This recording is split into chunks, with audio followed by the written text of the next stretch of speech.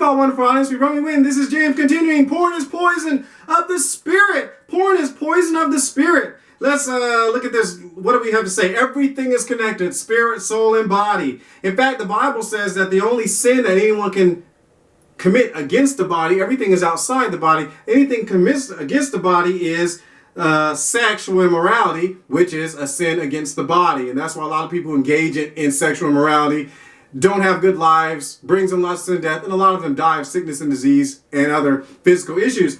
And Jesus himself said, you know, if someone sees a man sees a woman and desires to have sex with her, MILF, you've ever heard of that? I think if that's the correct way you write it out, that is, he already committed sin with her he's already committed sin with her in his heart. He wants to commit adultery with the woman he wants to do it. So the Bible, Jesus said he already committed it. So that means you got 12-year-olds running around, have already committed adultery in their heart. They might not understand, but if they really know what MILF and that joke, hey, it's not a joke. It's sin in the heart. And people might not like it, but listen, it's all connected. Why do we say porn poisons the spirit? Obviously because of the sexual immorality reasons. So pornography feeds sexual immorality. Pornography is actually the gas and juice of masturbation and sexual immorality. Because if you actually were to cut off all pornography, most sexual immorality would stop. We're not talking about someone who does something that they're not supposed to do. God said men should get married to women, but you decide you're going to go join some tribe that men aren't allowed to get married to women, so you are going actually contrary against the gospel. The Bible said, Jesus said some people are eunuchs from birth, and so they just don't really think about getting with anybody anyway. Jesus himself said that, and some people are like that, but there are other people that ain't like that. And so if, you know, the Bible says a man is better to marry than burn in lust, but someone decides to go join a tribe where men can't get married or women can't get married, and so they're off inside, you know, the beautiful tropics, and they're breaking the law of God. Because if they're not a eunuch and they need to get married, and they need to go ahead and get with someone, otherwise that will still breed sexual immorality. It'll breed uncleanness, it'll breed homosexual activity, it'll breed anything, masturbation or whatever, because they got to do something, because the spirit, soul, and body are connected. So, but pornography is the main impetus, the main thing that pushes it. It feeds them and arouses them, then they got to commit the thing. And that's why people are going from thing to thing, and things get grosser and sicker and more disgusting. And, you know, we'll continue. It feeds it. It keeps bringing those pictures, visuals, music, and ideas and acts of sexual sin to the mind.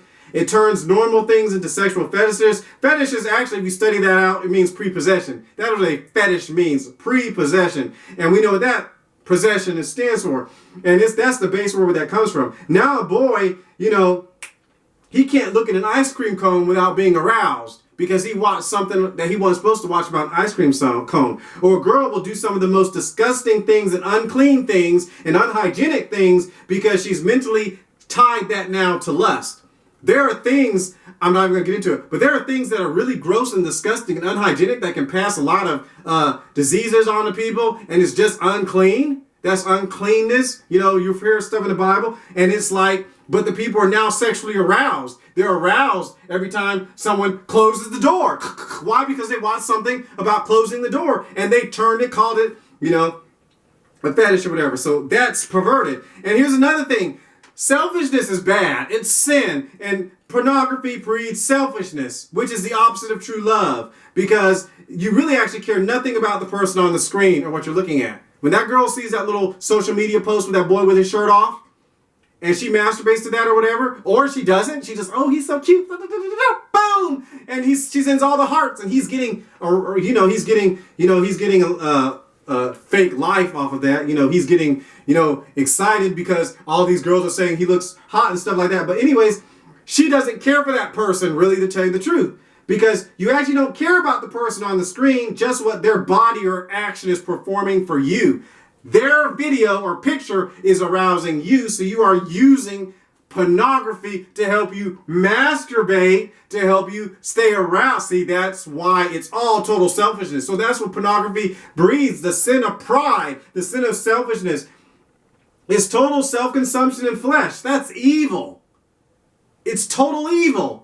Because the persons, they're not interested like those people who are living in sin, not married. They want to have sex with the person, but they really don't want to have sex because they love them. They want to have sex because their body is aroused and they want to have sex with that person. That's why a lot of people can fall in love and crush with folks and even stalk and rape people, because it's all about them. And pornography is all about the person watching it, because they're using that person's body or action to stay sexually aroused. They're using that music, to do that. So that's why porn is poison of the spirit. Live and be.